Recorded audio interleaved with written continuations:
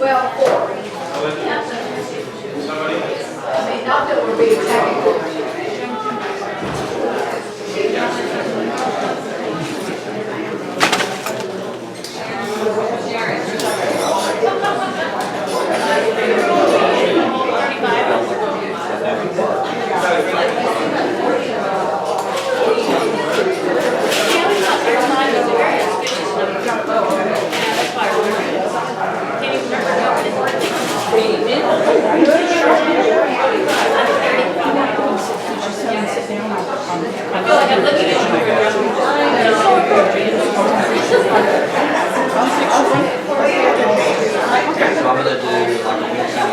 Karen, did you sign in?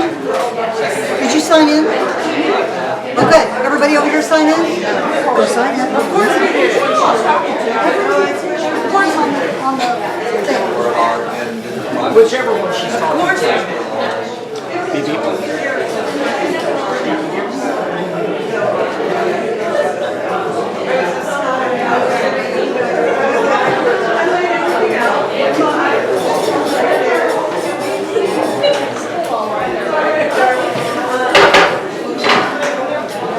We have been paid. Oh, you have to shut up. Yes, Mother, I did. All right, I can hit it again.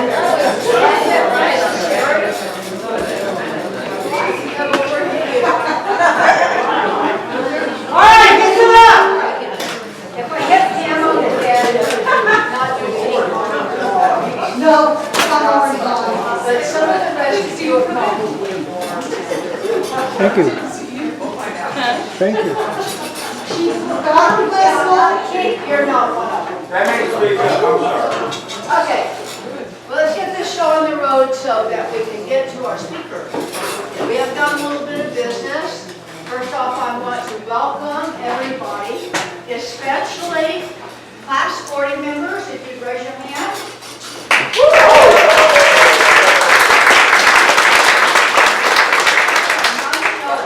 And any other guests who are not members, could you raise your hand, please? All right. We are so happy to have all of you here. I hope that everybody's been having a wonderful spring and enjoying the nice wind. Now, I don't know those in Wilson County, I don't know, or Bear County, if you've been having those winds that we've been having here. It's been, one of the challenges has been, if you want to feel really tired, go outside and work for 15 minutes, don't do very much. And you'll be beat up by the wind and you'll be exhausted. Okay. First off on the agenda is the approval of last month's membership meeting minutes. Can I hear a motion, please, to approve? I do, almost. All right, Brenda, and second? Second. All right, Gabby, yes. Okay. Yeah, well, here we go. Next up.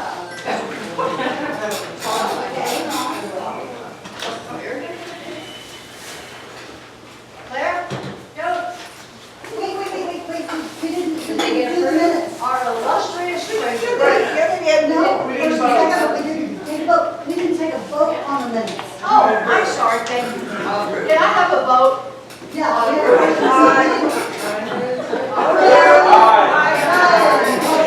Anybody opposed?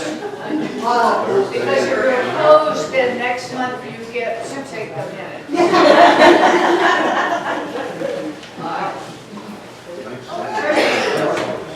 I have my name tag. I'm Claire Keepinger. This is how much cash that we have right now. We still have some petty cash for the plant sales. We still have some more plant sales going on. This is as of February 28th. Next. All right, so we next. Yes. All right, so regular income on plant sales, that was online plant sales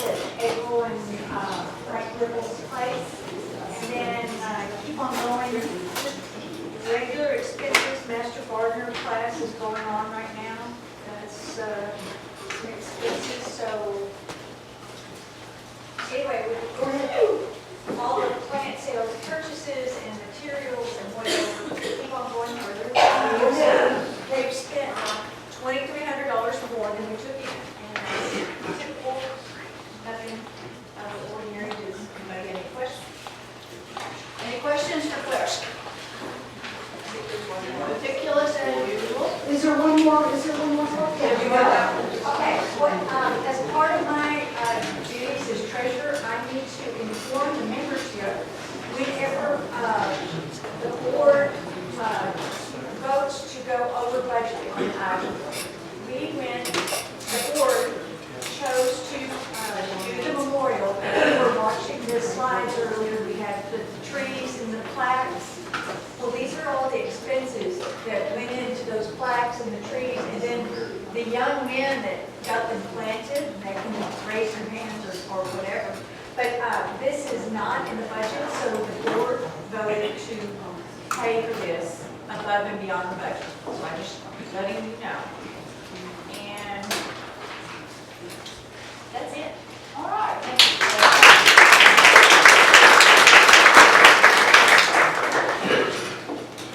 All right, I think next up is going to be Beth Smith, who is our volunteer director.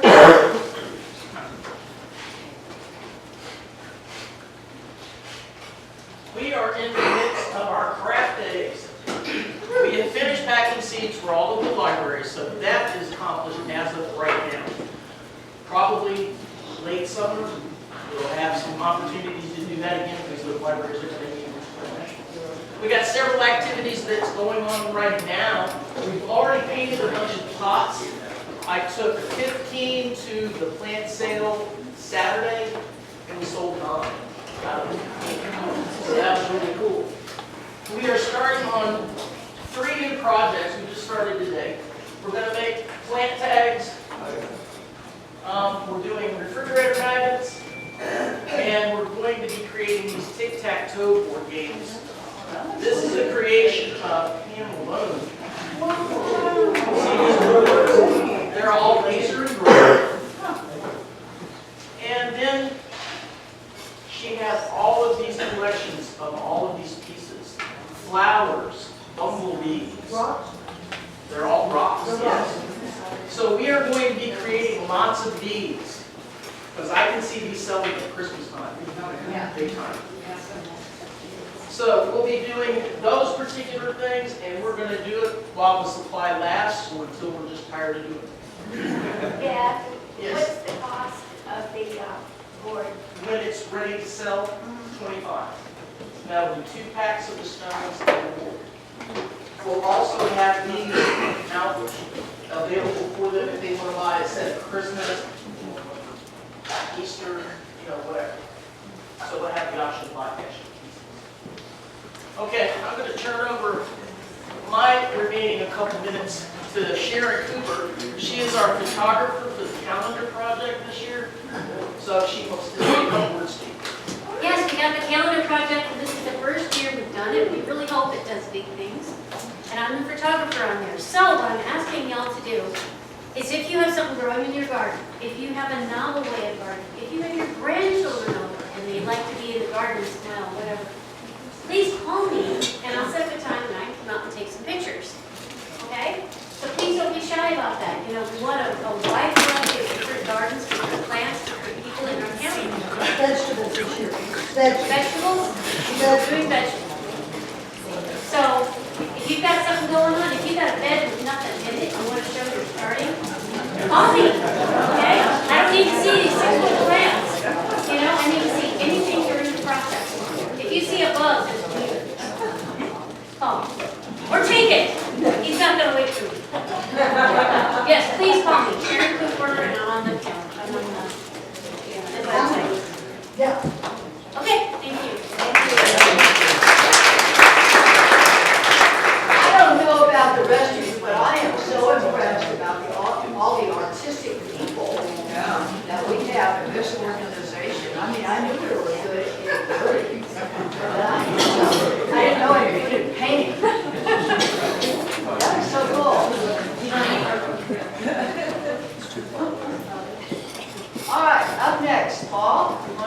this one?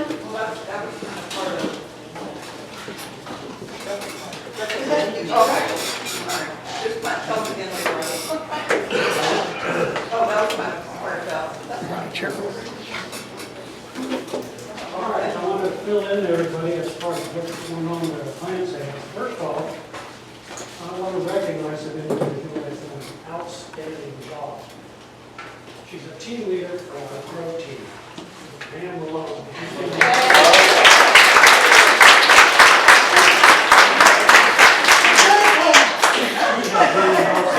Not the evil man. Not the- Steel, awesome job. Yep.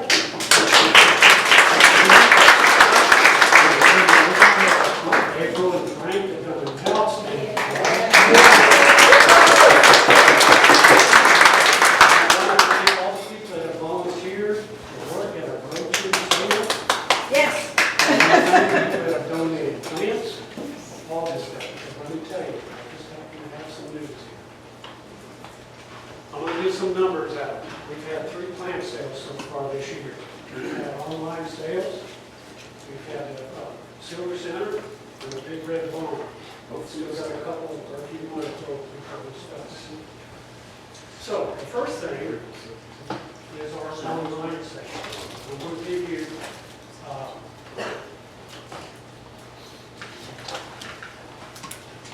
not net sales, but gross sales. The online plan sales is outdone 2 years ago. They have done $2,974. Say that number again. $2,974. That's almost $6,000. We have had So what would the net be? You don't know? Space out there all the time.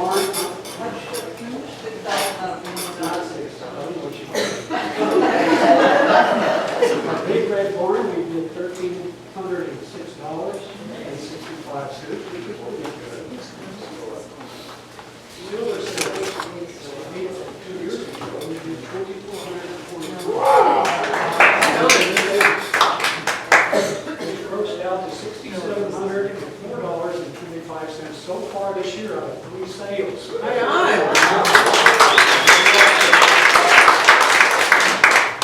Net out of our expenses, we're sitting at actually $467.60. We got 2 big sales going on at Silver Center this Saturday.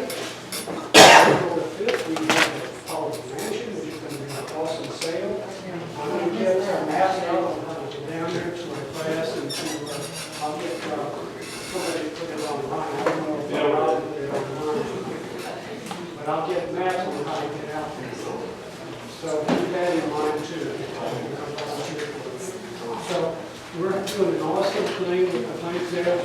It's going very well, and I foresee better things because we got, like I said, the Silver Center, the College Mansion, the Brick Days.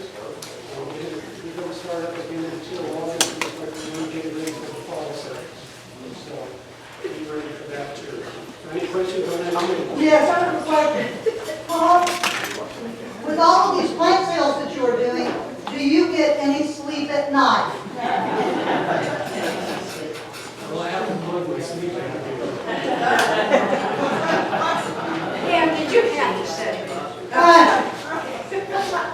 Couldn't help myself. Any other questions? It's all hanging in there. If you want to volunteer to get into the plant sales, please let us know and we'll get you in there. Yes. We have to sign up for that meeting thing. No, you don't have to. Just show up. You don't have to sign up. Come on. Yeah, you can show up if you want to. If you know how to use the sign up genius, use it. If you don't, blow up. But Matt will tell you it's just like a party. I shouldn't have said that. Paul brings plenty of donuts. Yeah. All right, so very much of them. Any other questions? Okay.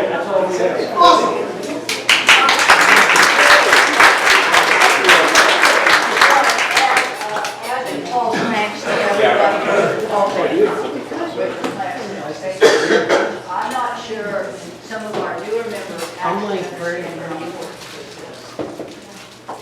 It's the only source of income to support our various projects that we have. Otherwise, the only income we have are our dues, our annual dues. And that's not going to go very far given all the projects that we have. Back when I first became a master gardener in the dark ages,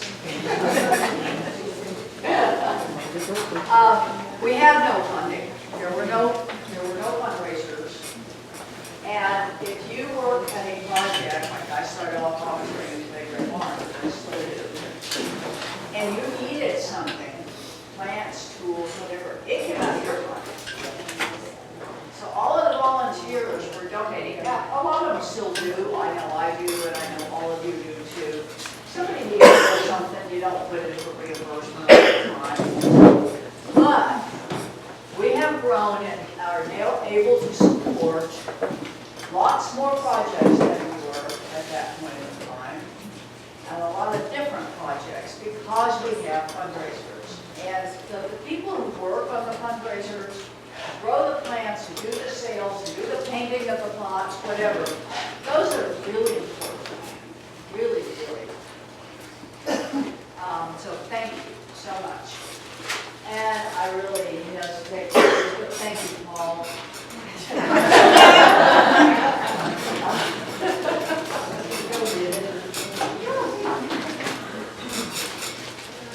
Okay. Where are we? We're at, we don't have a membership report right now, but we're going to do education. Brenda is going to do it. Sorry, I got ahead of myself again. That's okay. This, I know most of you know Brenda Smith, but Brenda has taken over as the education director. Bill Nodine had to drop by the wayside because of some family health issues. And so she very graciously said, was it gracious, Brenda? No, it was not. Well, I was on the phone with Bill, first it was no, then it was like, okay, can I think about it, and I'll get back to you. And by the time we finished the phone call, it was like, okay, I'll do it. And if it was very Bill Nodine, you might as well just give up when it first Right. Okay, you're up. All right. Glad to see we have so many people here. It's wonderful. So this is out there, but does anybody have any questions? We have more people that have finally logged in some hours, so that's good. We have some that have gone up over 6 hours in education, so it's good because remember we had a new requirement this year of 10 hours and not the 6 is previous. Those of you in that 47%, I'm not going to ask for a show of hands. You know who you are. We have lots of opportunities. Right. And if some people that may just be, they haven't sat down in front of a computer and logged around. I'm sure that that's the case. So we still have the speakers bureau. If anybody has a specific topic that they'd like to talk on, maybe gardening, I can always use some more help with speakers and doing lunch and learns, and we're not just repeating the same old subject line month after month after month. So. And by the way, the speakers are not all just lunch and learns. If a different organization contacts us for a speaker at one of their meetings on a gardening topic, we'd like to try and provide them with somebody who can talk on whatever it is they're interested in. Yeah. We were at the Comal County Pastor Gardeners meeting this past Tuesday. Beth was doing a presentation on hydroponics, and I was her admin, I was the computer person, so, yeah. So, and just FYI, we're thankful that we have a wonderful building like this, that we can host our meetings. They were in a gymnasium, and they didn't have any equipment, or, yeah. Yeah, I was surprised that Comal County that they would have. They need to do a fundraiser. We were on Tuesday, so. What'd you say? They need to do some fundraiser. Yes, they do. But So in April, we have Lizzie Brown, if you're interested in learning about bugs. She'll be at the CE library for lunch and learn. And then the church library, we'll have Mr. Hernandez talking about compost. Hey, next slide. No, next one. Yes. And then the one here at Agri Center will be our April, talking about herbs. So, in a very easy way, I found this on our actual website. A very easy way to get some continuing education hours. You know, you just sit down on the couch or wherever a quiet place is, pick up your phone, pick up a tablet, do it on your laptop. You don't have to go anywhere, you don't have to fight traffic, you know. And then the door prizes, they give out prizes during that one. Oh, do it? Yeah. So, but you can just go online and watch those, and if you come to the lunch and learn here, I give out 4 prizes. So, yes. Yeah, I signed up to be her admin. Oh, okay. Yeah, Somebody else wants it, they can take it, but I'll be back up. Okay, Jessica, what is the date of that one, please? I think Janice has got something in the back of the room. It is I believe the second Wednesday of April. I don't remember the exact night. Yeah, you got April 9th, 45. 12 o'clock at night. Oh, yeah, it's over here. Wednesday, April 9th. Yes. All right, is that it for me? Yes.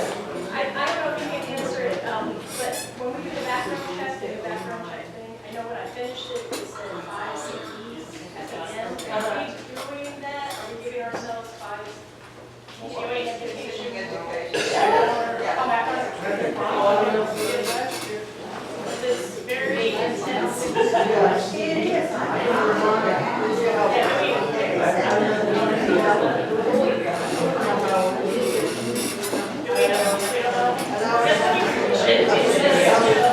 I can't hear. When you finish the online course, it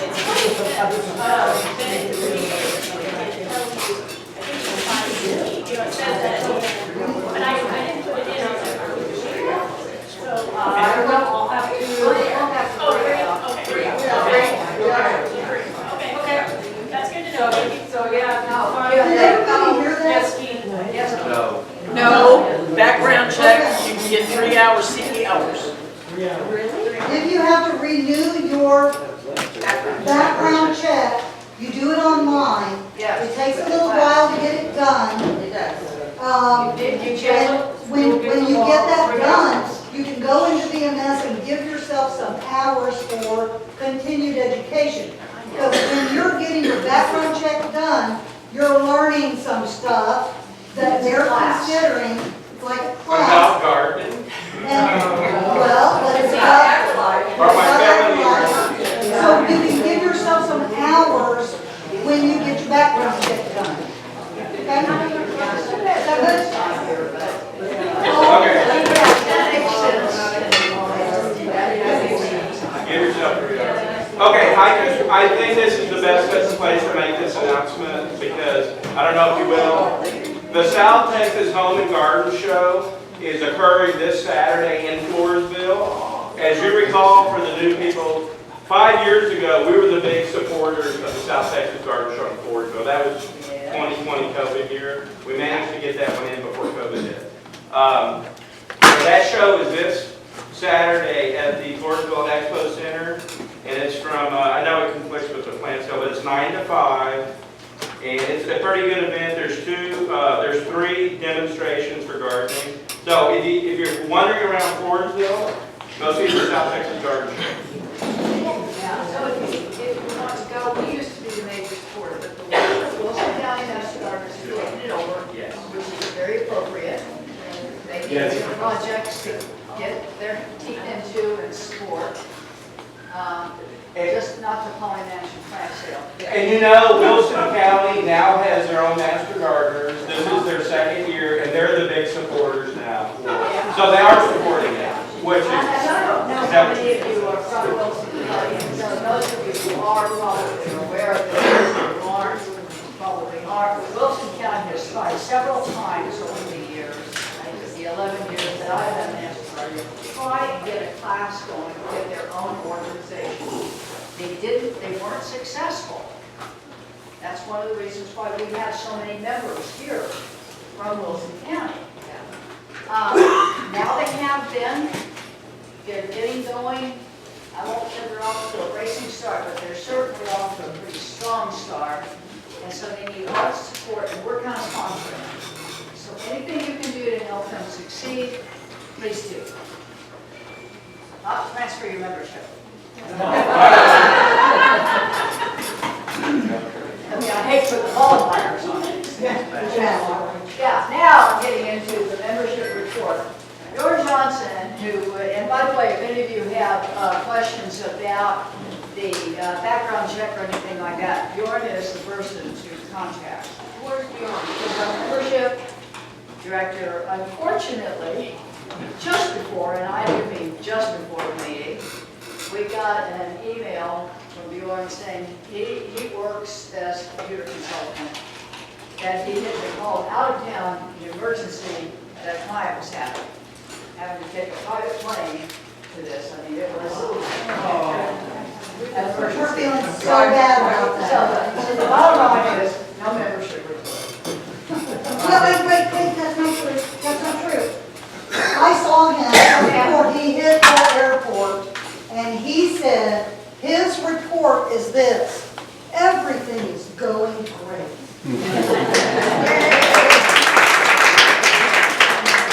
That's the report. Now, we do have one thing having, not exactly membership, but it has to do with the board. A change on the board of directors. Many of you know Ingrid Wilson, sorry. I got it on my mind, I don't definitely,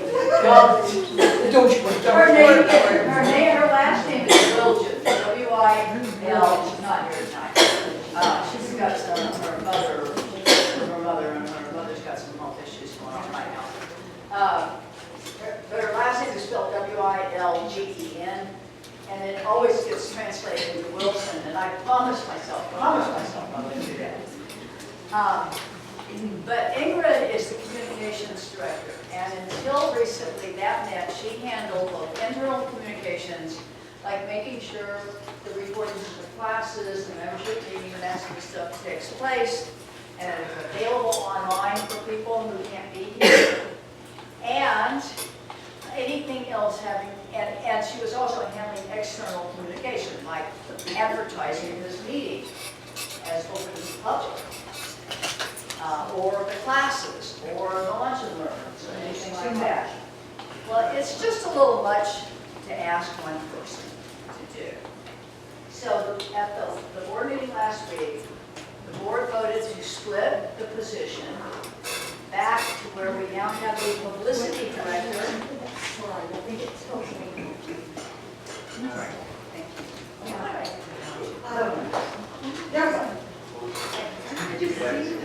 We now have a communications director and a publicity director.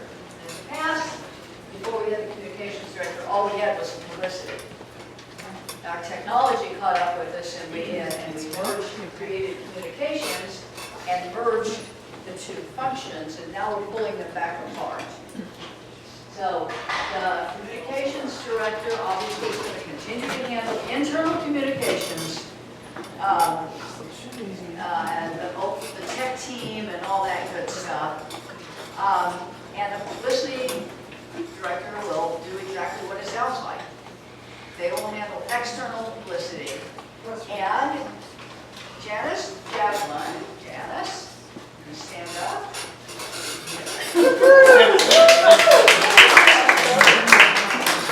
Stand up. Like stand up? She is standing. Standing, I'm short. There you go. Janice has agreed to be publicity director. Janice has served in this role for 7 years in the past. So it's not like this is new to her. She knows what she's doing. But we really thank her for taking this over.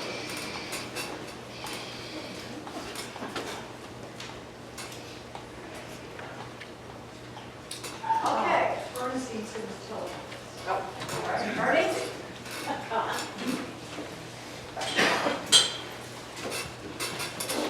Your turn, Ernestine.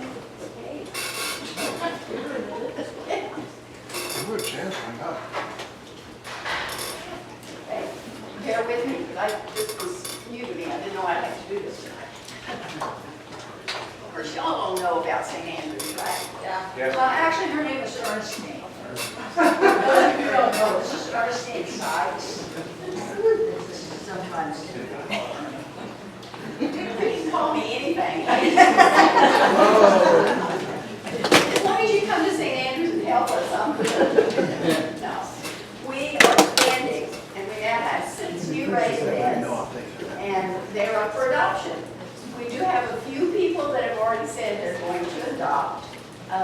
And the way it works is you come and say, hey, I want to take care of that bed. I want to put vegetables in it. I want to put flowers in it. I want to take care of it. And I'm going to raise those and take most of it home to my family. Or I'm going to take it to the kitchen cupboard. Christian cupboard. To give away. Christian cupboard. To give away to some people that need it. Okay, you can do it either way, or you can do it both ways. If you have more than you need, you can give what you don't need to the Christian cupboard. Okay? These I have to be on the board, that's why. Yeah. But that's what's intended. That's actually what our mission statement is. St. Andrews has 6 now. We already have 4, so we have a total of 10. And we are getting to, we're going to get one more. One we're going to use for a youth bed. Okay. So we're going to use those in this manner. We have a whole city block, I guess half a city block, available for more beds.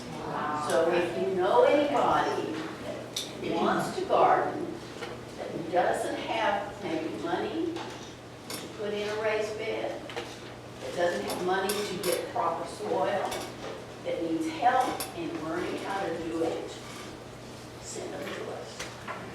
We can help them to get started, learn how to do gardening, give them a raised bed to use, and let them take the proceeds. The only thing they have to do is say they're going to take care of it. And do it. And do it. Now, isn't that a good deal?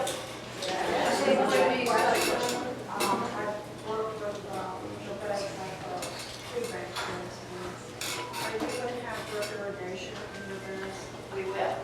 You don't have a gap that you will. We will. Because I found that things go down a lot because it's summertime. Yeah, we will have it. I mean, right now, to start with, we do have whole, available on the water, but we will have it in the summertime.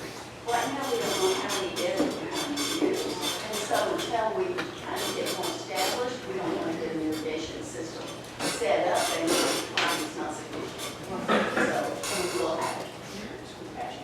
So that's the plan. We're going to do this. If you know people, or if any of you guys want to come and do it,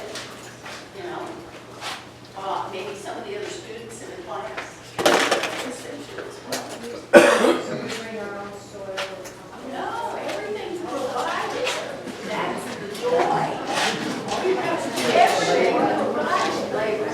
We'll even help with the plants, the seeds, or whatever you need. Everything's provided. Okay. So that's our new thing. That's how we're expanding. And this is from St. Andrews Episcopal Church, of course. They've always had a community garden there. And this is another way they want to invite the community to enjoy it. St. Andrews has been very, very supportive. We have a wonderful relationship. Well, and they love Master Gardeners. Master Gardeners has really helped them to maintain the garden. Before, it was really a mess, honestly. Before Master Gardeners started coming. Yes, you did. That's where we have our foundation day. Yes, Yeah. yeah, and we're having that this next Tuesday. So, any questions? Anything else tonight? Thank you.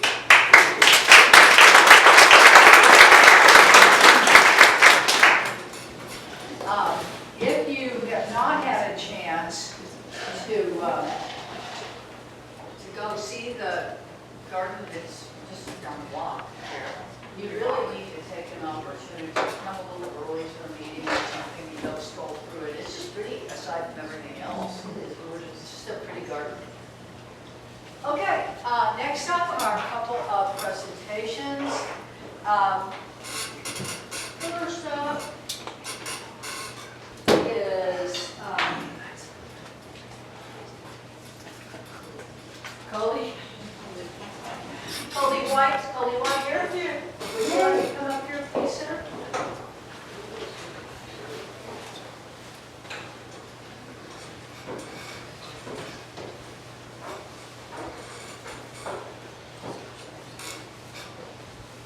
I am really, really pleased to present to Cody his certification. He has completed all of his volunteer hours, and he did that in graduating class, right? Anyway, congratulations.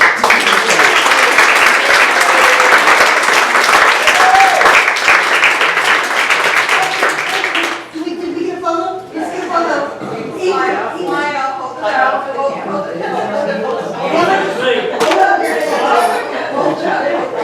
Hold your certificate.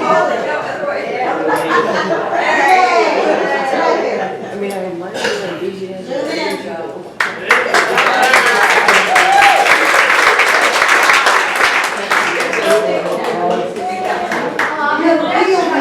I didn't see Liz Romero come in. Liz, are you here? I guess not. Most of you were here last month when we voted to make Liz emeritus, and I have her. Yeah, I'll do it next time. Okay. All right.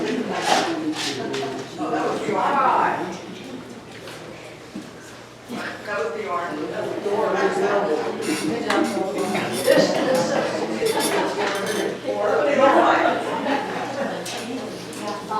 If you logged in and reported either your education or volunteer hours, good job. If you didn't, your flashes with red doodle. Now really, I'll tell you what, I found from experience, being honest, that it's really better, if not right after you do something, at least during the end of the week that you did it, to sit down and report it. So you're not sitting there looking at your calendar going, now when was it I did what? I know I put the hours in, when did I do it? It takes 30 seconds, well, maybe 2 minutes, but anyway. It's not a long, involved process, and it's just much easier if you do it then. I know, trust me.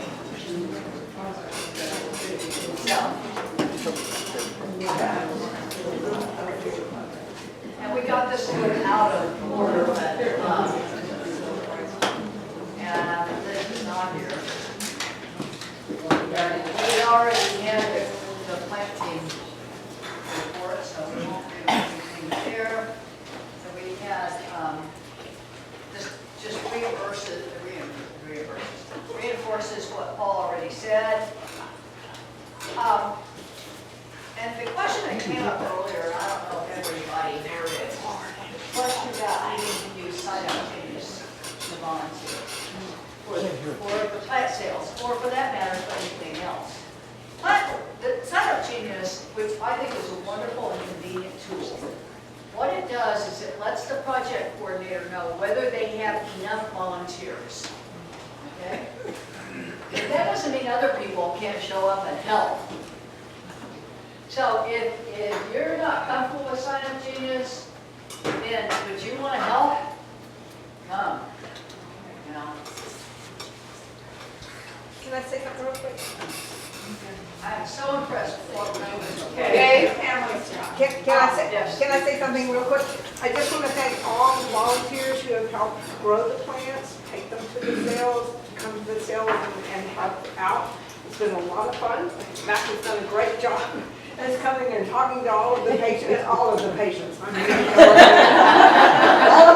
all call it our customers, but it's just a lot of fun to get out and visit with them and talk about the plants that you're growing and what you, if you have any concerns or whatever. But I do appreciate all your hard work and effort that you put into raising these plants. Thank you so much.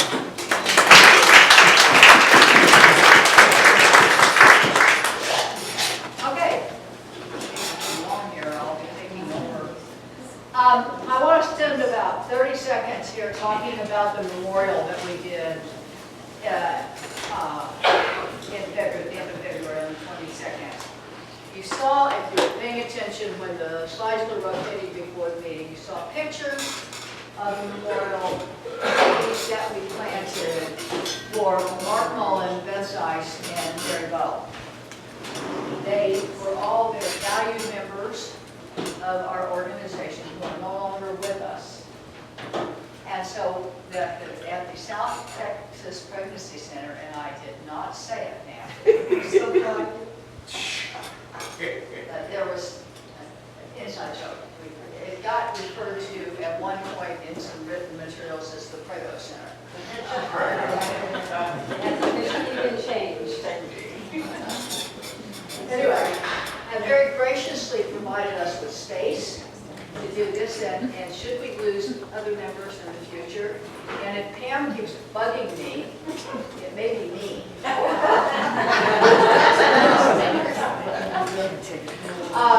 Hopefully we'll be able to do the same.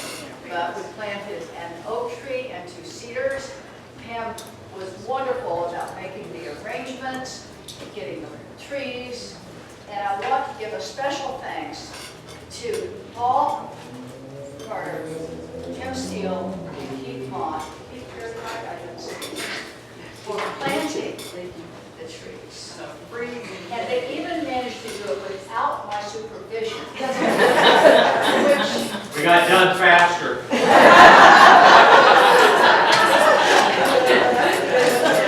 not as well. Okay, anyway, thank everybody who came, and just thank you all. It was a wonderful event.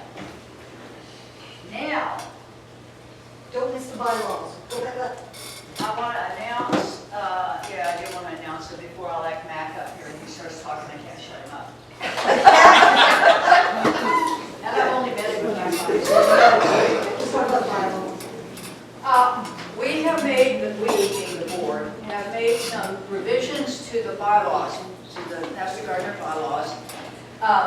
They're going to need to be voted on by the membership at the next membership meeting, okay? They will be posted on VMS under documents, policies and procedures, okay? Please, all we've really done is make changes to make sure that we are in line with Texas laws. But you do need to review them so that you can do an intelligent vote. Next month, we will be calling for a vote on the bylaw changes. There were just some requirements, really, that we had to follow.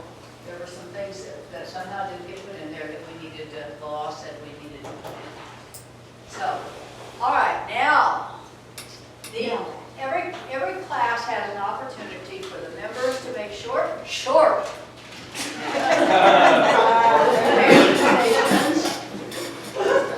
to at a membership meeting on how the class is going, what they're getting out of it, and all this good stuff. And most of you have been through this, so you know you get hours for that. You know, the first question when I was class coordinator, when somebody would be helping with something, any minor little thing, he said, do I get hours for that? Yeah, so they get hours for this.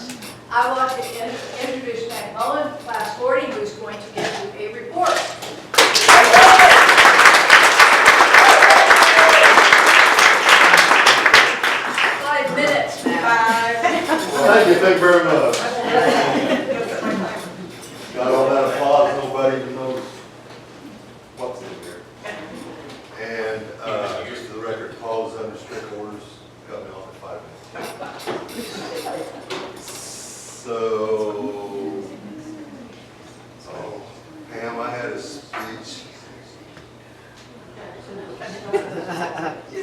you. We're making other plans. Oh, sorry. I We're had, doing subversive things. Yes. I had a speech like this, yeah.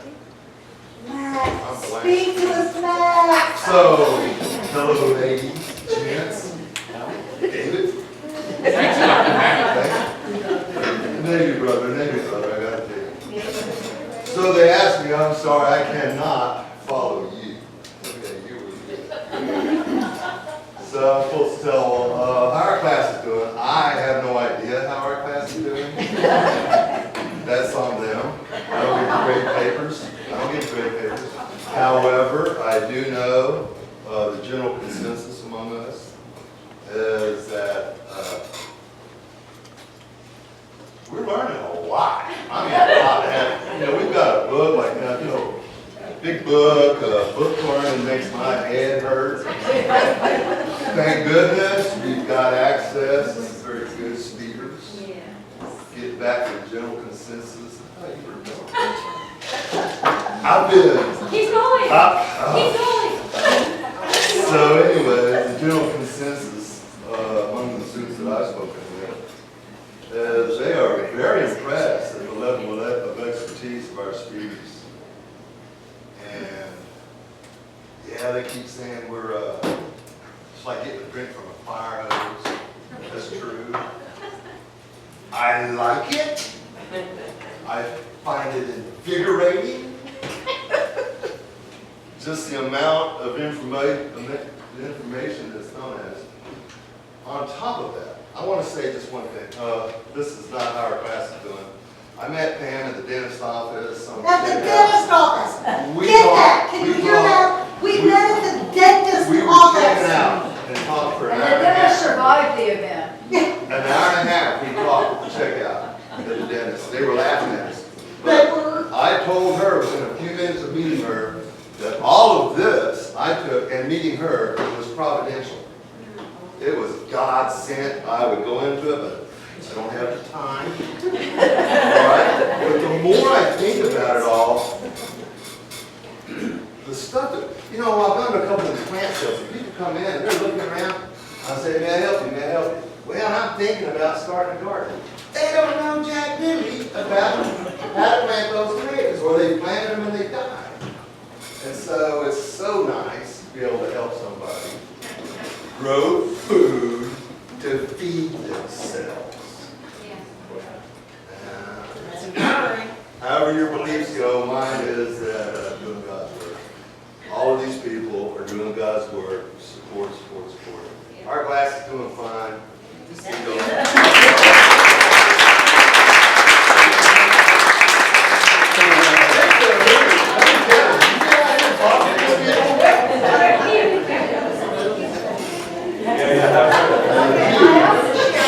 One thing about Matt. I think it was the second time I actually met him, was at the plant sale at the Silver Center, and he came up to me and said, I'm having so much fun. I hope all of you feel the same way about it. So, And all the I'm people. going to turn this over to the program director. We're gonna have a break or what? No. We're out of time? We need to set up. I'm saying, she's going to just wait 5 minutes while we get the presentation. Let's do it tomorrow. 5 minutes to show. You guys ready? Okay, can I use the gavel and y'all will be upset with me? Yes, ma'am. Okay, I'm gonna use it. Yeah. Attention everyone. Before I introduce our speaker tonight, I do want to give you the Vice President's report that I didn't get to give before. So what I want to tell y'all is, I have my glasses this time, in April 17th, we're having a meeting here, our monthly meeting, and Jerry McNulty is coming back. All right. You people, you don't know him, you will. He is kind of like Matt. That's all I'm going to say. That's all you need to know. He's kind of like Matt. Okay, fun. And he's going to talk about propagating cactus and succulents. And then speakers is Mark Bannock from Bannock's Nursery in San Antonio. He's so popular, everybody loves him. He's coming back in May, and he's going to talk about summer color in the garden. Sounds good, doesn't it? So we'll find out what all suggestions he's got for us then. And then, in June, we don't have a meeting. Never do. We have our summer party. We have worked out the summer party, and I've got a few of these flyers if you want to take one home to help you remember to get it on the calendar.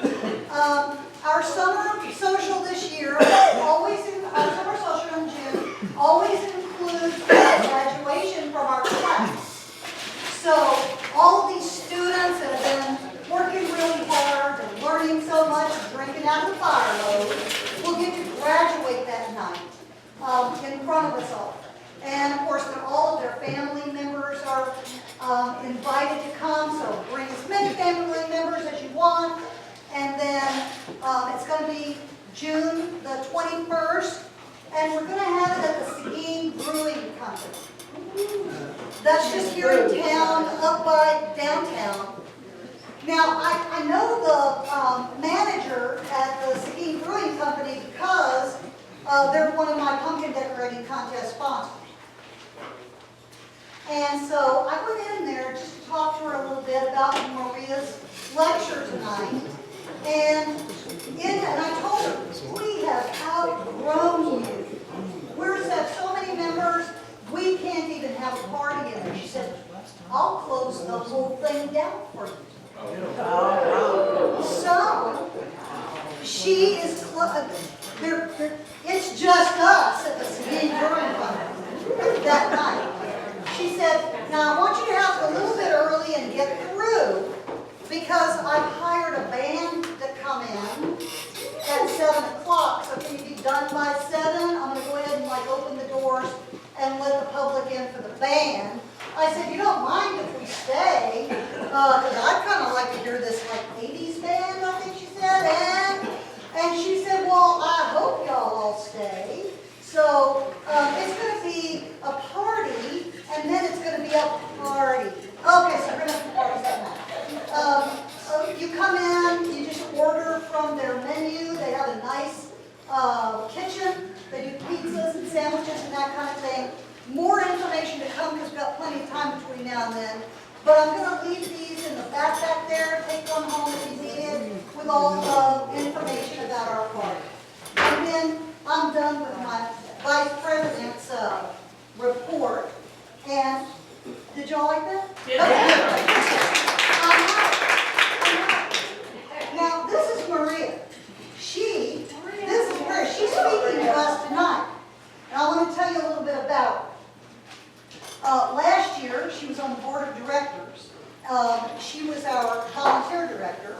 And she's been a Master Gardener since 2023. So that's not very long, considering that Kay already told you she's been a Master Gardener for 48 or 49 years. Oh, wait, it's since 1949. Okay, I'm not sure. Okay. Class 37, Maria, she grew up in Waco. She served in the military for 26 years. She doesn't even look old enough to have done that. She retired out of the military in 2022. Now she's a substitute teacher at, I think, all levels. All levels at the Cibolo Universal City District. So she has the patience of Joe. She's a Bible study teacher, and she runs an independent consulting business, think Mary Kay.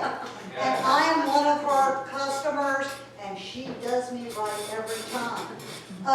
She got her love of gardening from her mom, she says, and she says that gardening brings her peace. I buy that.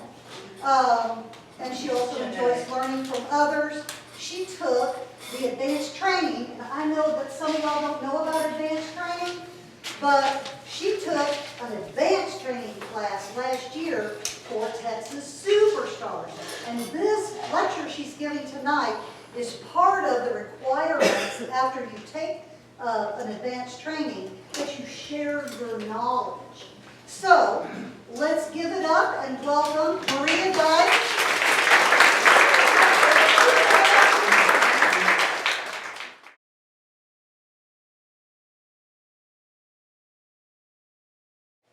All right, so thank you for having me today. Pam also forgot to mention that I am the park coordinator for the Fugitivist Park in Schertz, Texas. So I help run that with the city of Schertz. There's master gardeners to help become volunteer. Our next volunteer day is next Saturday, by the way. So if you can make it out, take those volunteer hours, it would be great. So Ann is always there to help me, and some other master gardeners come when they can. So next Saturday from 9 to 12 for another volunteer day. So the reason why I decided to take over that park is because one, it's closer to my house than having to drive all the way to ski. Two, that park specializes in Texas Superstars, and I love that, you know. So everyone has a love for plants. I have a love for pollinator, flowers, anything that has to do with hummingbirds. Vegetables, I kind of have a hard time. I think that's science, and I'm not a baker because that's science too. Because I like to experiment and do this and that or whatever. And I think that's what gardening is about, right? But with vegetable growing, you have to get it to size, not plant or whatever. So that's why I like Texas Superstars. Last year I took the class. It was amazing. Still learning. And just so you know, we are handing out this book right here, the Texas Superstars book that comes out. It comes out about every 3 years. So if you took this class a few years ago and it looks different, this is the newest edition that came out last year. So hopefully I have enough. One per couple.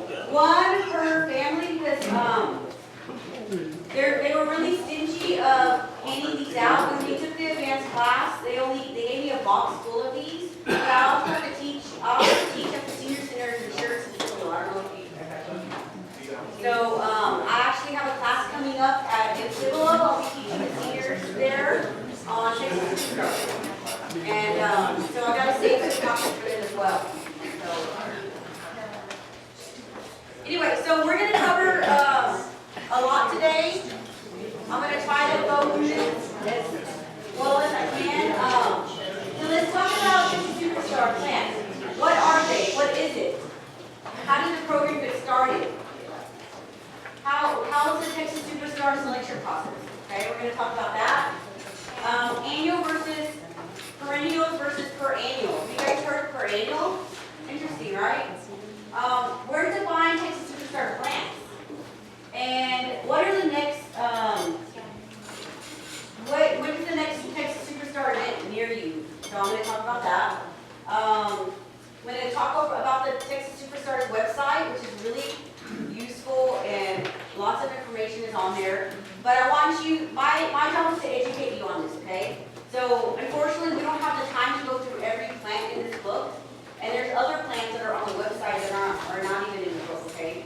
So I am going to highlight some plants that I've been seeing around locally, like at HEB and Millburgers Nursery. I've seen some there. And then we're going to open the floor for questions. Because we have a short amount of time, and I don't want you guys to drive in the dark, let's try to leave the questions towards the end, okay?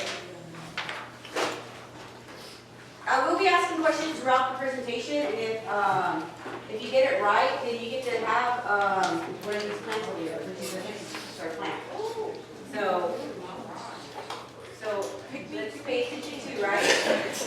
All right, so what is a Texas Superstar? The Texas Superstars program. So it was a program between Texas A&M and the ornamental industry. Back in the 1980s, the industry was having a hard time selling plants because they were selling the wrong plants in Texas, right? They would die. So Texas A&M got to looking at it like they started a partnership between the ornamental industry and other, and Texas Tech as well. They started this program called the Texas Superstar. So it started by Dr. Parsons, Jerry Parsons, who's from San Antonio, back in the early 1980s, and they did their first promotion in 1989. Does anybody know what the first promotion plant was? Esperanza. Who bluebonnet. All right, you get a plant. So, how many do I have? 6. 1, 2, 3, no, I have 5. No, I have 6 down here. 6. So after the briefing, come and see me, okay? No, I'm All right. right now. Well, she gets to pick the one she wants, though. Yeah, she gets to pick the one she wants. And I have several, okay? Okay? So that's why, because I remember growing up, and I was in the military, so I traveled a lot. I remember growing up, my parents always told me, don't pick bluebonnets on the side of the road because you could get arrested for that. And I was like, what? That's crazy. And then I would always tell people that from out of state, and they thought I was crazy too, you know? And then I remember you could never find Texas bluebonnet seeds.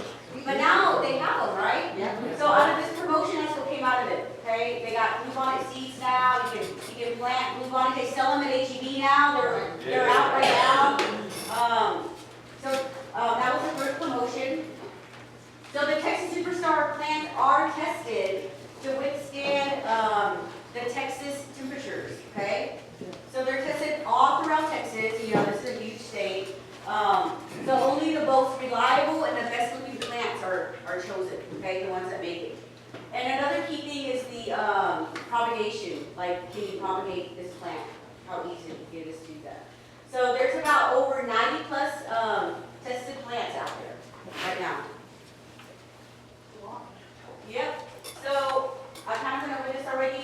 There's extensive field trials by the AgriLife Research and AgriLife Extension Service. They're done locally throughout Texas, like I said, to see what they do, with minimal soil prep, reasonable water, no pesticides, and outstanding performance, and again, easy to propagate. These are the areas that they're tested at in Texas. So across different environments. The top 4 locations are in El Paso, Lubbock. They have a partnership with Texas Tech there, so they test a lot of plants. In Overton, which is close to Tyler, Texas, and then also in San Antonio, Uvalde area. So David Rodriguez, do you guys know who that is? Yes. So he's one of the ones that covers the area down here. But the original starters, and I just want to mention their names because it's important, of this program was, of course, Dr. Parsons, Mike Arnold, Cynthia McKinney, David Rodriguez, and Larry Stein. So Larry Stein was one of the guys that did teach the Superstar class when I took it. And Brent Pemberton. So they're all from Texas A&M, the majority of them are. So that's a large area, right? So do you guys think that plants that we grow here in this area will make it up in Dallas? Yes. Who said yes? You did, right? Yeah, right here. Okay, she said yes, that is correct, yes, and we're gonna talk about that, they're called per annuals, okay? So after this briefing, you come and get a plant, okay? Okay, all right. So the process again, already went over this, soil selection is minimal, so where do these plants also come from, right? Like, where do they pick these plants, okay? So there's different ways that they do pick these plants. A lot of them are through breeding, so they breed them with other plants to see if they can get one that's going to withstand the Texas temperature.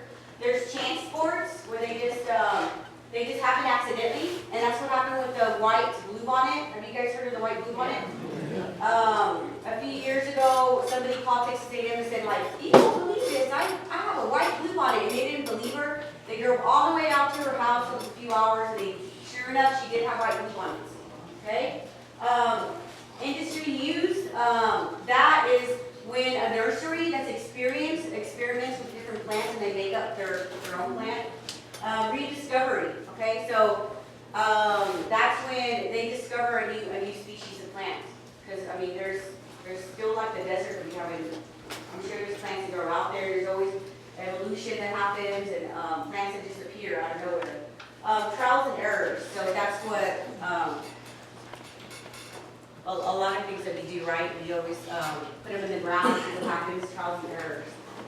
So this is just an example of how a field day looks like. Back in July 2023, there was 50 entries of plants, accommodations.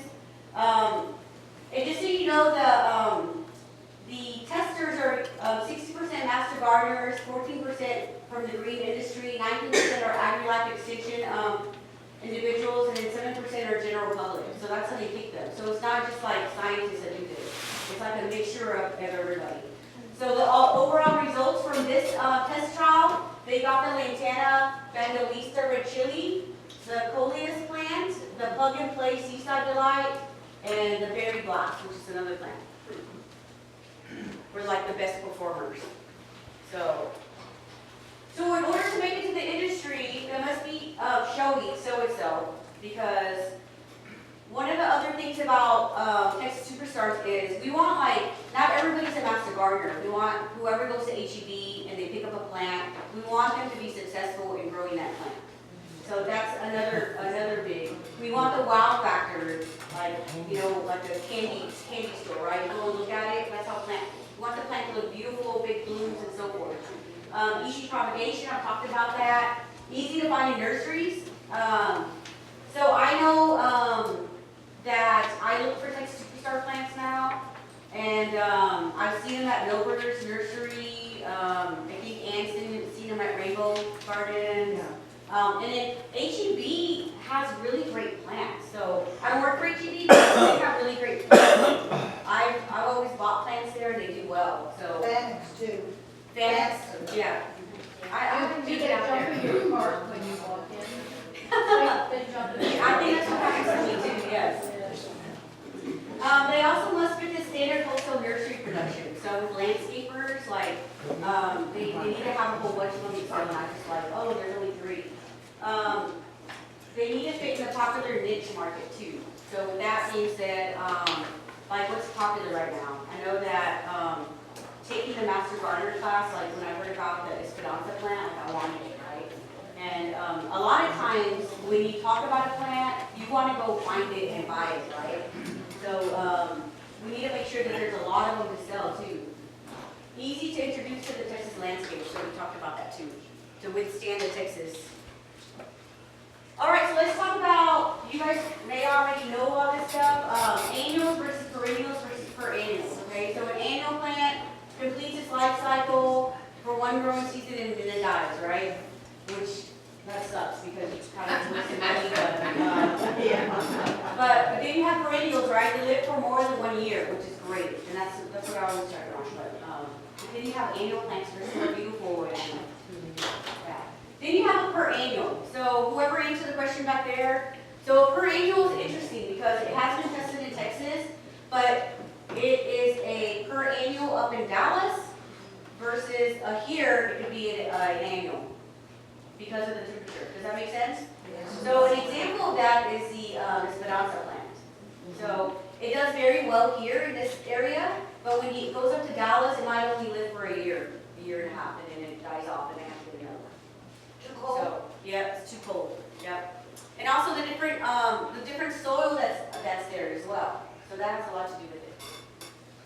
What kind of soil is there in Austin area? Clay, alkaline. Yeah. So that has a lot to do with it too. So does that make sense? Any questions on that? Perennial. So we're going to talk a little bit about. I'm going to talk a little bit about the annual plants, perennials, and then I'll talk about perennials because we don't have too much time to talk about it. So I created these slides. I got the slides from the advanced training class, and I just kind of did it on my own because, like I said, I am a substitute teacher as well, and I teach, and so everyone has a different style of teaching. So the first plant I wanted to talk about was the Serena series Angelonia. So it's an annual plant. It's much different than a, they call it the summer snapdragon plant. So it's very, very beautiful. The important thing about this that it's deer resistant and it does well all throughout Texas. So they call it the summer snapdragon. It's really, really nice. You plant it after the last frost. It takes full sun. It's great for border planting, ground cover, and drilling plant for containers. So that's a great plant. So the next plant is the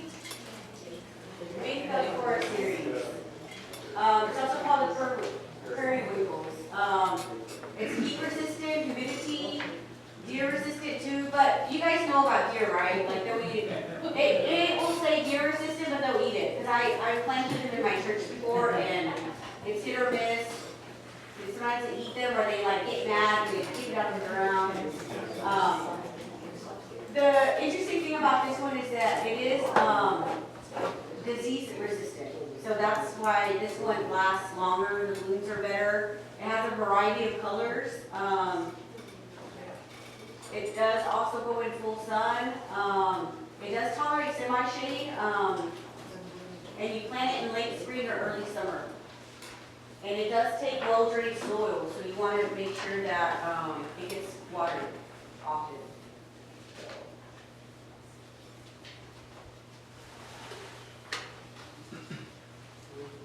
The next one, the Lord Bush petunias. It's an old-fashioned reseeding petunia. It's disease resistant. It's the most disease resistant of all of them. It was developed in Texas. It's more cold tolerant, heat tolerant. It does very well here. I have seen them at HEB before. I don't know if you guys have seen them. It's really, really dark. Purplish, kind of, like burgundy. Really, really pretty. What did I say burgundy or? Yeah. Yeah, magenta, that's a good one, yes. It takes full sun as well, and you plant it in the spring and summer. Marie, Yes. on this side and the previous one, you got a bullet there that says culture. What do you mean by culture? Oh, it means like, the, what's the word for it? Environment or, how to take care of it. Like, whether it takes full sun or how much water to give it and how big it gets. Oh, Like the characteristics of it. Well, why is it named after the First Lady? Good question. Does anybody know the answer to that? How about the Ernestine, do you know? Google? Probably when he was in office. Yes, I think so, yeah. I know the answer to this one, Belinda. Belinda's Dream Rose. The first rose designed as an earth kind. So developed by Dr. Robert Dizzy at Texas A&M, and he named it after his friend's daughter, actually. So it's a beautiful rose. It does very, very well. I mean, the roses are just, look how big they are. It's disease and soil tolerant than any of the other roses out there. So I've been on the lookout for this. I haven't been able to find this. Really? Where have you found it at? I think I got it at Green Day. At Green Day? Wow. So Belinda's Dream Rose. So I've been looking for this since last year, and I haven't been able to find it. But then again, with the Texas Superstars, once it has the name on it, people, they snatch them up. So. All right, so we did talk about the bluebonnet a little bit. So this one is the maroon bluebonnet, the Texas maroon. It takes full sun. This one is better in zone 7, which is in the Texas A&M College area. I haven't seen it around here, so I don't know if you guys have. Yes. Y'all have? You have? Yes. Is it in Mary? No, Oh, it's in Lavernia. Lavernia? Oh my Yes. goodness. Wow. So this one, so back in 1982, this gentleman, I have his name in my notebook, had the idea of developing a red, white, and blue bluebonnet. So they're like, oh yeah, let's do that, you know. 30 years later, they finally developed the maroon, reddish bluebonnet. So they used that white bluebonnet they found at this lady's property, and they started experimenting it, and then they got the maroon bluebonnet 30 years later. So it was developed by Dr. Parsons.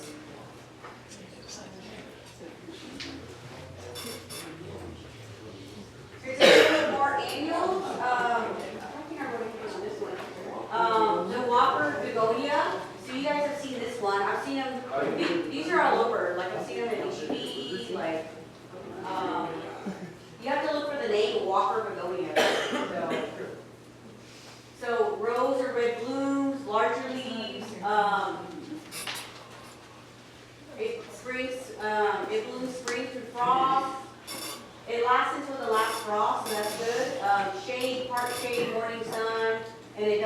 better in moist soil, and avoid overwatering, because I've pulled one of these by watering it too much. Deer candy. Deer candy. That's sure. Yeah. The good thing about this book too, it tells you on here, it has little icons, and it tells you like, it has little icons for like butterfly or like deer certificates. I don't know if you guys see those. Yeah, shade.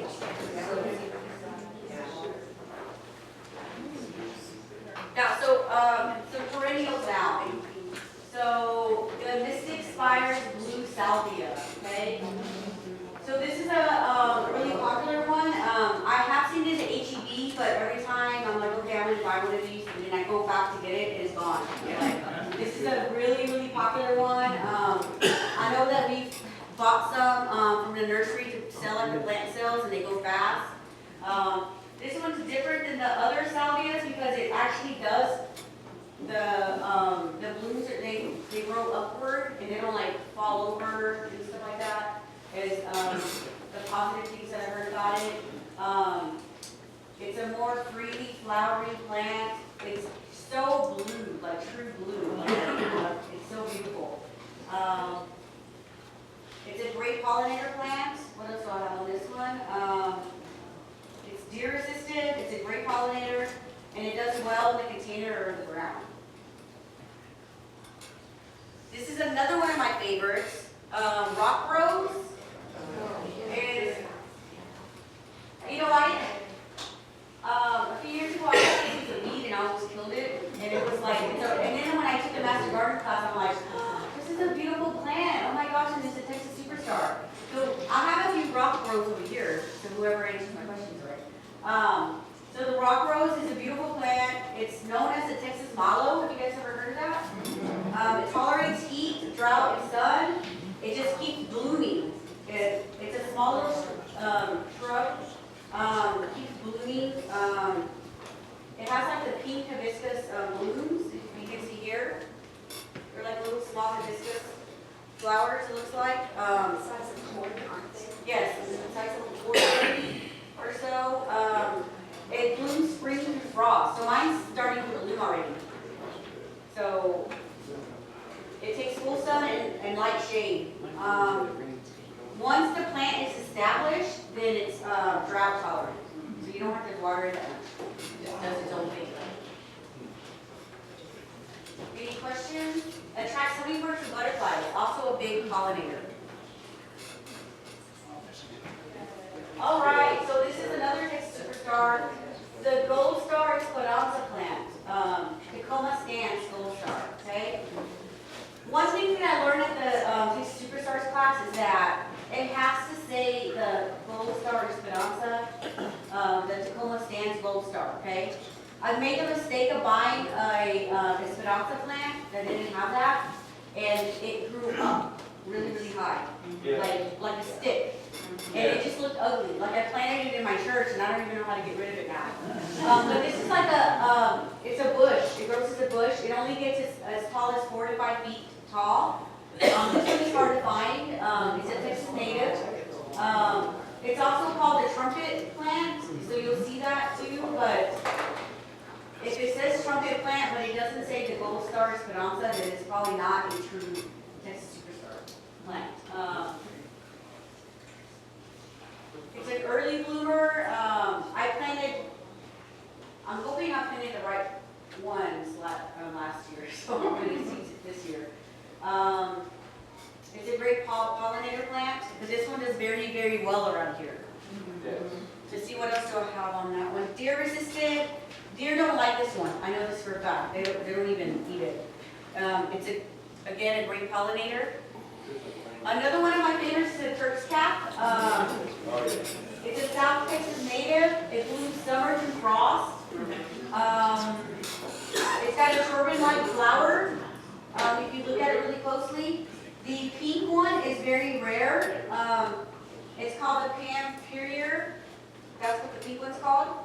And an interesting thing about this one is that a couple of slides ago, this was I believe a chance. The Pam Purrier was a chance plant, so like it just happened. They reinvented it to plant when they were testing this one. So, drought tolerant, it attracts hummingbirds and butterflies, morning sun and afternoon shade. So, this one will not withstand the Texas sun if it's full sun during the day. Another one of my favorites is the plumbago. I love this one. This one just does its own thing. You don't have to do much maintenance to it. It gets 3 to 4 feet tall, 5 feet wide, disease and pest resistant. Encourages reblooms if you prune the flowers. So it's another great plant.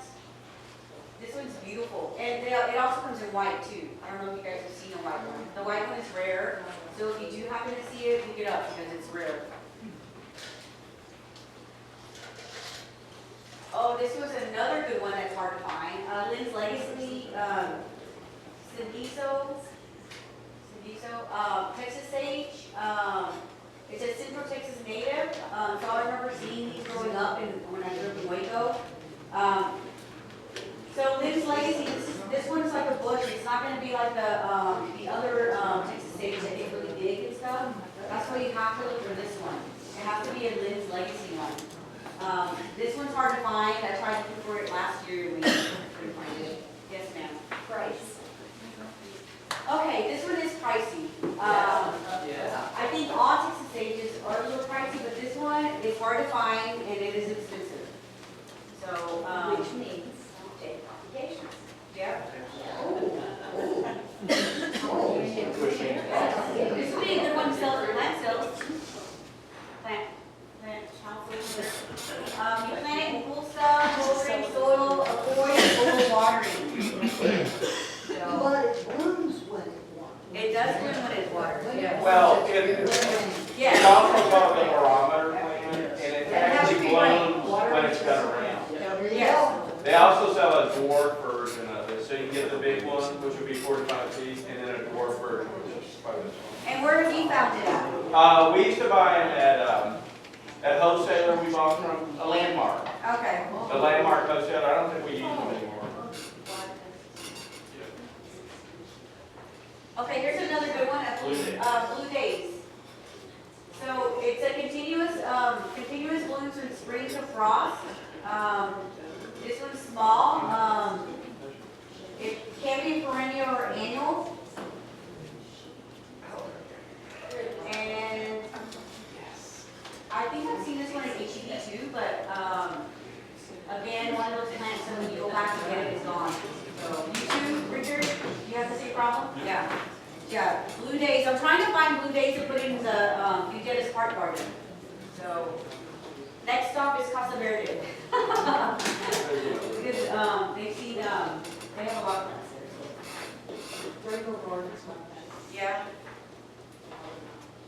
Let's talk about some perennials, okay? So the Cardovargatos, striking orange and yellow blooms. It's got great foliage, light sun, hot temps, well-drained soil. It gets up to 5 to 6 feet tall. It blooms summer through frost. I love this plant. I didn't know about this plant until I came back from the military, moved back here to this area, and I'm like, what is that plant? Butterflies love it. There's one that they have at the demonstration garden in Shirts that grows huge. And they've cut it down all the way to the ground, and that sucker comes back every year. Even bigger. It's like amazing. Yes, ma'am. This is perennials, but I have one that I've had for 20 years.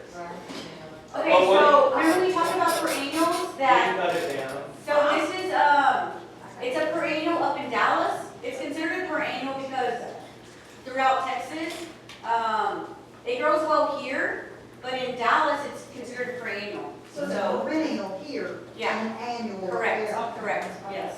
Okay. Yeah. Just can't take it full. Yeah, and even Lubbock area too, it won't make it there, and I think in Tyler it won't make it there either. Like, Yeah, it's cool. so it's, basically these tropical plants that do well here will not do well in other parts of Texas. So it's called a perennial. So they will have to replant it if you want to know. unless they have a hot summer or, yes, sir. Are any of your annual self-seeding animals, or are those classified as perennial? I'm sorry, I didn't. Self-seeding animals, are they in your annual list, or are they perennials in your category, or how do you? Self-seeding. Yes, annuals. Thank you, Pam.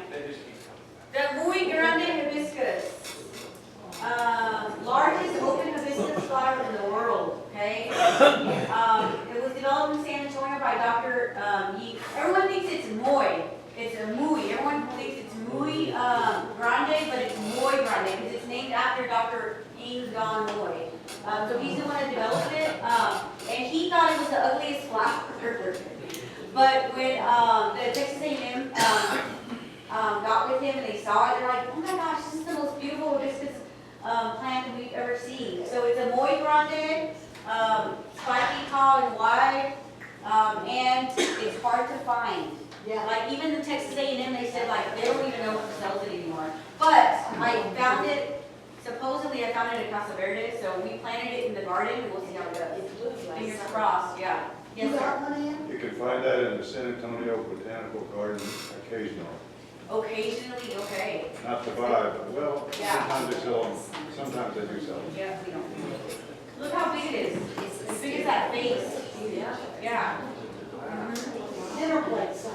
Yes, it is beautiful. Beautiful plant. Again, this is a perennial, meaning that it would do very well here in this area, but not up in Dallas or Lubbock or it might even be too dry in El Paso. You know, it might be a perennial there. And then we have the some other perennials that are in your book. So the Brazilian red hots. I don't even know how to say that. We talked about the Pride Barbados. The Duranta plant is also another one that's hard to find. We talked about the Esperanza. The firebush, we have a whole bunch of firebush over at the Dennis Park. We have the firecracker. Do we have any firecracker over there? And the Trialis is another really, really good one that's beautiful, yellow blooms. And some of those are, all of those are in here in your book as well.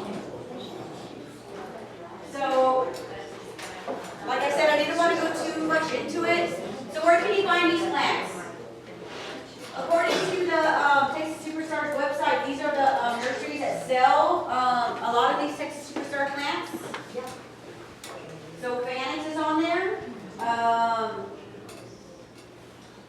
Milberger is where I've been able to find mine, and also Casa Verde. So Casa Verde is not, it's not open to the public. It's I get those plants for the park. So that's a wholesaler. That's a wholesaler. Like Landmark and Peterson. Yes, yeah. So I'm able to shop there because I buy plants for the park. You can work with me to see. Yeah. Yeah, hit me up, send me a text, and you can go with me to look. Yes. Tell everybody that when you go into a place like this, if you show your master gardener card, you get 10%. Oh, yes. So if you go to these nurseries and you show them your Master Gardener card, you get a 10% discount. Is that right, Sam? Yes. Your country does not, so.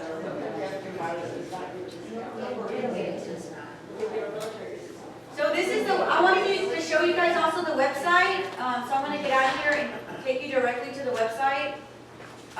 So this is their website right here. The TexasSuperstars.com website, and it's going to look like this.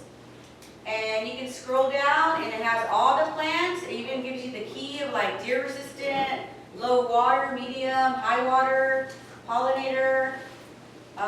It has trees. I mean, there's just so many. I can't talk about all these plants. We'll be here for like the whole weekend, you know. If you click on them, on one of them, it tells you everything. Yes. See? It even shows you the picture. Very best flower. Yes. It gives you all the information on there. So this is a great website to have on your phone, to have on your computer.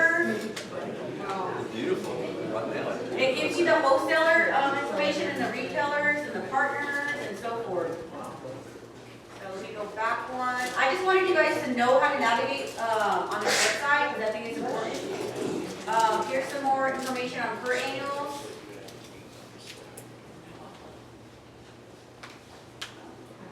So it has the pictures, and I like the picture part of it, you know. You gotta do a lot of educating yourself on all these plants. What was the other thing I was gonna show y'all? The other thing is, what is the next Texas Superstars event coming up? I did call my point of contact over at the A&M Extension Center, the AgriLife Center Extension, and to see if there's another educational class coming up, so I can tell you guys about it. But they don't have one this year coming up, not yet. They do have a class at FanX coming up, so I would write this in your calendar. So FanX is having a, I don't know what happened. Yeah, FanX is having a Texas Superstars Summer Color with Texas Superstar plants on June 21st, 2025, from 10 to 11:30. David Rodriguez will be there, okay? So I'm a big fan of David Rodriguez. He's one of the ones that taught the class as well. And he's the one that's on the radio on Saturdays, on the AM station. He talks about plants. No, it is. Yeah. That's in the morning from 10 to 11:30, so maybe you can make it. Go there. Yeah, if you go to the FanX website, it has the classes on there, and you can go on there and I think register. All right, so 2 questions. See if you guys can get this right and get another plant. All right, question number 1. Do they, on the Superstars, excuse me, do they ever get into fruits or vegetables? Yes. There's a section on the Texas Superstars website on fruits and vegetables. Yes. And there's some on the back of the book as well. Okay? Yes. They've got fruit trees, they've got ornamental trees, there's something, vegetables, there's something.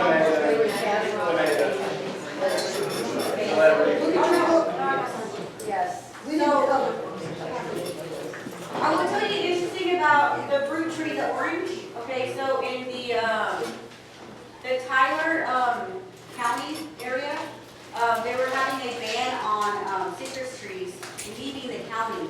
They were finding people $5,000 because there was a disease that was getting all the citrus trees, and they didn't want it to spread outside the county.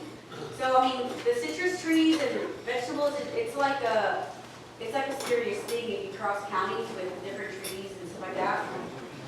So if you are going to a county to buy citrus trees, just make sure you do a little bit of research to see if you can get it back to this county, because it might be banned here because of the disease.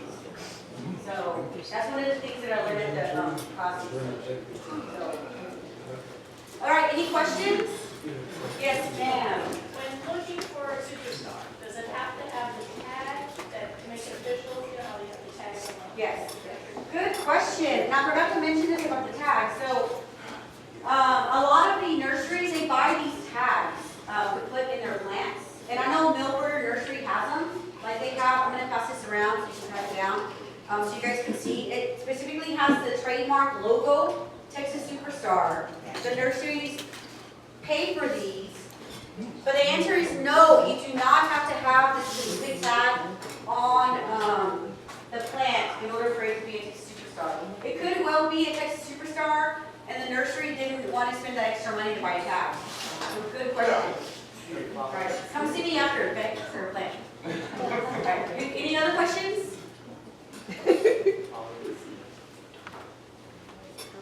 So you're probably wondering, like, how is this all this funded, right? You're like, yeah. So Ann had a question. What was your question, Ann? My question is, they come up with things that are wonderful. And I think, how in the world can a vitex planted on a little plot and we call it a Texas lilac? Now, if that's not marketing, I don't know what is. And sometimes I think in between Texas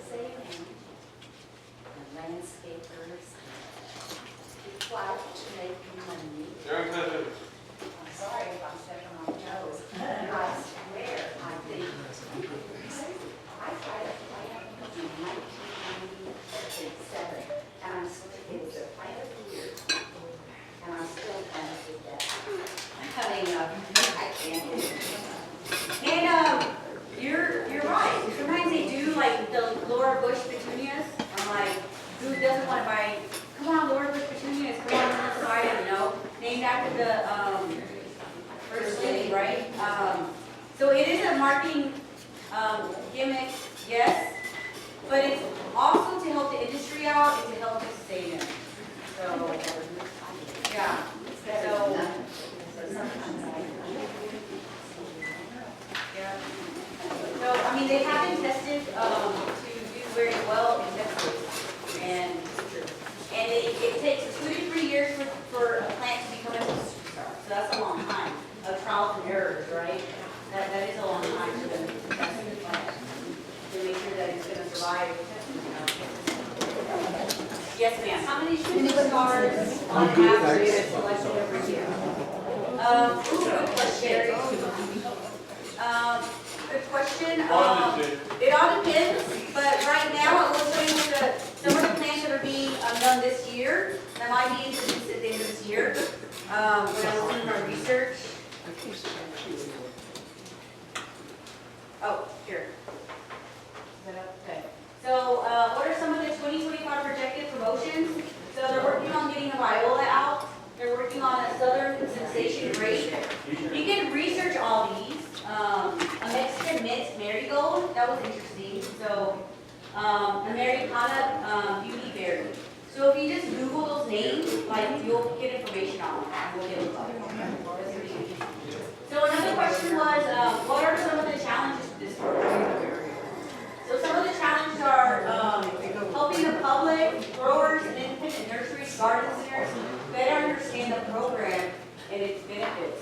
Because a lot of the people that work in the nurseries, they're not master gardeners. They go in there, they learn how to propagate, and they learn on the job training, you know. They never went to master gardeners to learn about the educational piece of it.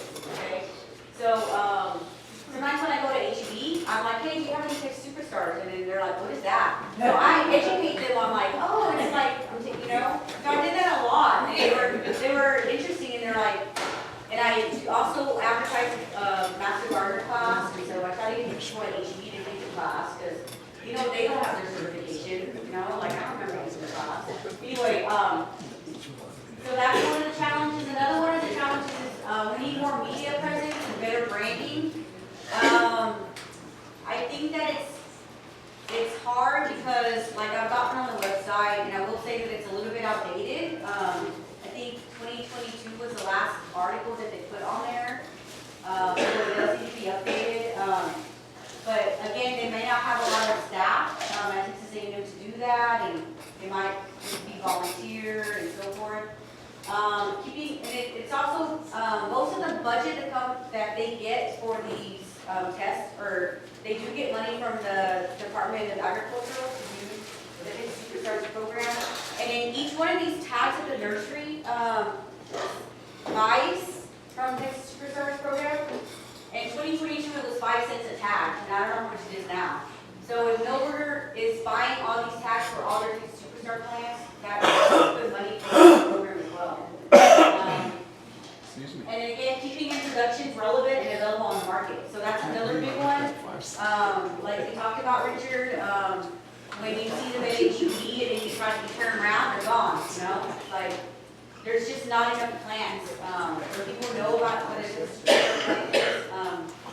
You know, when I go brief the seniors in 2 weeks about the Superstars, I guarantee you're going to go to HEB and buy them. So sorry. So you better go get them when you can. Yeah. Yes, ma'am. The challenge is, like for the last 2 years, our weather's just been so crazy, it's gone from 8B to 9A. What do they do? How do they, they're being anticipated, how do they prepare for that? For the variations like this? That's a good question. I'll have to do some more research and get back to you on that. But there has been a lot of challenges on that, and there's been a big drought, right? That the more reason for them to do more research and find out, like, hey, they do revisit these plants and see if they're still going strong. But I don't know how often they do it, you know? You know, when I first started out, a group of us been backyard, National Garden, and we went to where they were doing all this. On the test? On the test. Oh. And by Lola, garden, how they came up with the name. Oh, really? Yeah, it was very interesting.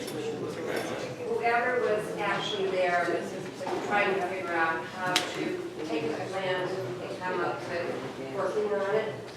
That was the person who got the name. Oh, nice. And it was really interesting to learn how they did it. Wow. And it was really, and she would work on that whole row of plants and watch how they would grow. And when they all came through really nice and everything, those were plants. And that's how she got her name. That's awesome. It was really pretty cool. Thanks for sharing that. All right, so, well, thank you for having me here today, and, if you did not get a book and you would like one, I can see about, did everyone get a book?